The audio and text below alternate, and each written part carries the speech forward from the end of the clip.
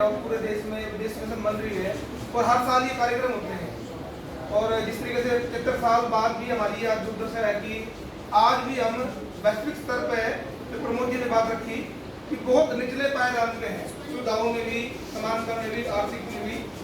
और जिस तरीके से पूंजीवाद आज इस दौर के अंदर ज़्यादातर मतलब भारत के अंदर प्रभाव डाल रहा है कि आज चीज़ें किस तरीके से बदल जाती हैं, इलेक्शन कैसे चेंज हो जाते हैं और जो लोगों की आम सुविधाएँ हैं वो कैसे छिन रही हैं, वो सारी चीज़ें रखी हैं। मैं सिर्फ इतना जानना चाहता हूँ, क्वेश्चन है मेरा प्रमोद जी से कि जब हम आज़ाद हुए, हमारे साथ बहुत सारे देश आज़ाद हुए होंगे, उनमें और हमारे में जो प्रजातंत्र की बात है, अगर हम उसकी बात करें, डेमोक्रेसी की जो माँ बता रहे थे, इंग्लैंड में और भारत में क्या बदलाव 30-75 साल के अंदर आया है जो आज हम हिंदुस्तान में नहीं देख रहे, भारत में नहीं देख पा रहे हैं।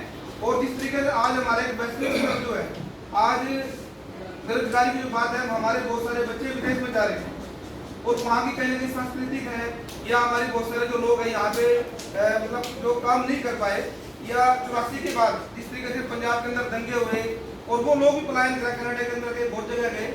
आज पूरे विश्व के अंदर हमारी जो इंडियन जो लोग वहाँ पर हैं वो किस तरीके से आज भारत को देख रही हैं, वो तो आना भी पसंद नहीं करते यहाँ पे, जबकि वो यहाँ के लोग हैं।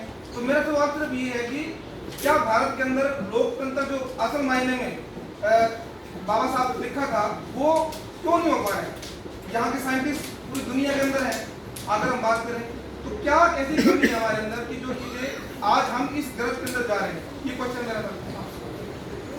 जिस इंसान के अगर सुझाव पसंद आया है उनसे सबके अपने देखने में मुझे प्रमोद बोली हेमंत साहब ने और अशोक भाटिया जी ने मेरा काम आसान ही कर दिया। मुझे दोबारा आने की ज़रूरत भी नहीं थी। इन दोनों विद्वानों ने बहुत अच्छे ढंग से जो थोड़े बहुत संशय या कुछ बातें छूटी हुई थी असल में उसको पूरा किया है। और ख़ास करके हेमंत साहब का मैं शुक्रिया भी अदा करना चाहता हूँ कि इन्होंने वेटिंग फॉर वीज़ा का जिक्र किया। बहुत अच्छा लगा क्योंकि मैंने पढ़ा है उसको और बहुत शानदार वो मतलब लेखन है बाबा जी का, मार्मिक है। तो चलिए साथियों, 2-3 बातें फिर भी कहनी है, मतलब ज़्यादा बात नहीं करनी है क्योंकि समय हो चुका काफ़ी। लेकिन जो बहस हुई है मैं उसमें सिर्फ 3 बिंदु छोटे छोटे छूँगा और बहुत संक्षेप में। वैज्ञानिक मानसिकता का जो सवाल है वो असल में बाबा साहब ने उस पर बातें कही हैं।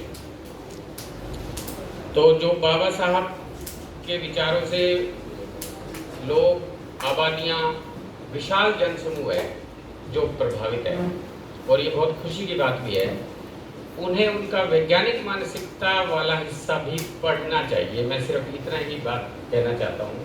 उन्होंने किस तरह से रीज़न की बात की है और साइंटिफिक टेम्परामेंट की बात की है, और रीज़न को, विवेक को, वो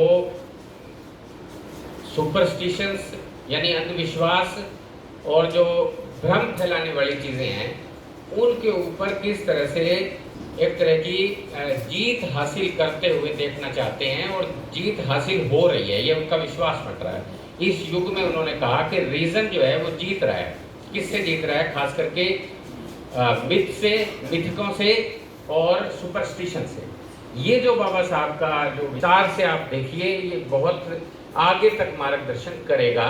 मैं अब उसकी व्याख्या हो सकती है पर मैं नहीं कर रहा हूँ, सुझाव दे रहा हूँ सिर्फ कि उसको आप ज़रूर पढ़िए, वैज्ञानिक मानसिकता। मैं इसलिए इन दोनों महानुभावों का धन्यवाद भी कर रहा हूँ क्योंकि इन्होंने काम आसान कर दिया। उस बात को इन्होंने एक तरीके से संबोधित किया है, पर वो खुद पढ़ के देखेंगे तो आपको एक अलग रोशनी उसके अंदर से दिखाई देगी। एक तो बात मैं कहना चाह रहा हूँ। इसी संदर्भ में मैं दूसरी बात ये कहना चाह रहा हूँ कि बाबा साहब ने बौद्ध धर्म की बातों को, उस दर्शन को व्याख्यात किया है और उसके अंदर से वैज्ञानिक दृष्टिकोण, वैज्ञानिक नज़रिया जो है वो छांट के अलग प्रकार से रखा है। एनलाइटनमेंट ऑफ जो बुद्धा है और धम्मा वाला जो पूरा पक्ष है उनका, उसको अगर आप देखेंगे तो वो सारा ही साइंटिफिक है। मतलब उन्होंने बौद्ध धर्म की व्याख्या जो है वो वैज्ञानिक मानसिकता के आधार पर दी है। तो इसलिए उसको देखना समझना ज़रूरी है। जो साथी करना चाहेंगे वो करेंगे, बहुत अच्छी बात रहेगी। दूसरी बात मैं ये कहना चाह रहा हूँ कि बहुसंख्यकवाद का असल में बाबा साहब को खतरा था,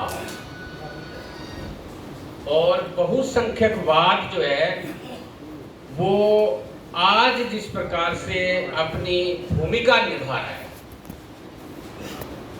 उस भूमिका को उदाहरणों से, घटनाओं से, वारदातों से समझ पाना नामुमकिन है। मैं ये बात कहना चाहता हूं आपको। वो केवल और केवल विश्लेषणात्मक दृष्टि से ही समझा जा सकता है। परसों से एक लगातार व्हाट्सएप देखने को मिला। मैंने तो अपने जीवन में पहली बार देखा है, वो हनुमान जयंती, और लगातार वो परसों थी। अब ये लोग पूछते हैं जी साल बता दो, काल बता दो।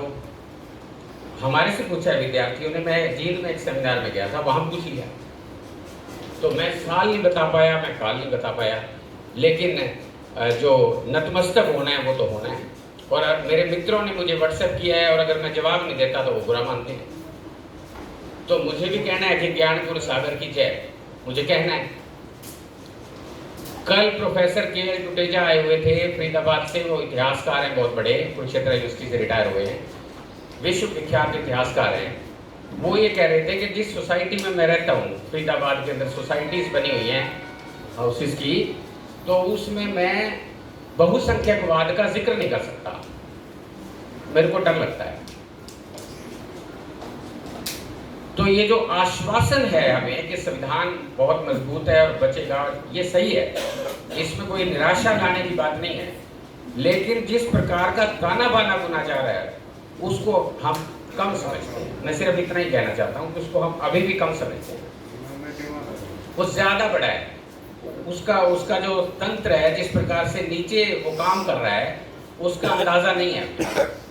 हो सकता है संगठनों का अंदाजा हो, इतने हैं उतने हैं, सदस्यता का अंदाजा हो, इतने हैं उतने हैं, लेकिन जो वैचारिक कार्य किया जा रहा है और 2047 टारगेट दिया जा रहा है, इसमें कुछ संबंध है, इसके अंदर कुछ इस प्रकार का रिश्ता है। असल में भारत का एक प्रकार से वैचारिक और दार्शनिक प्रतिक्रांति का दौर है ये।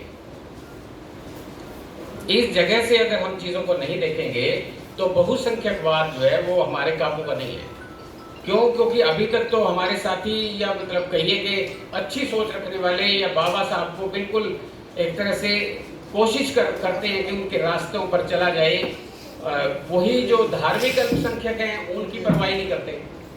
यहाँ तो यूनिटी ज्यादा बड़ी चाहिए, या यूनिटी इस प्रकार की चाहिए कि यहाँ जो दलित समाज है, 20% की आबादी दलित समाज की है, मुस्लिम समाज है, ईसाई समाज है, ये सारा का सारा सामाजिक दृष्टि से अगर कहेंगे तो इसकी एकता का सवाल है। सिख समाज है, इसकी एकता का सवाल है। और अगर दूसरी भाषा में कहेंगे, मार्क्सियन भाषा में कहेंगे, तो फिर किसान, मजदूर, नौजवान, महिलाएं, सबका एकता का सवाल है। लेकिन जो इस समय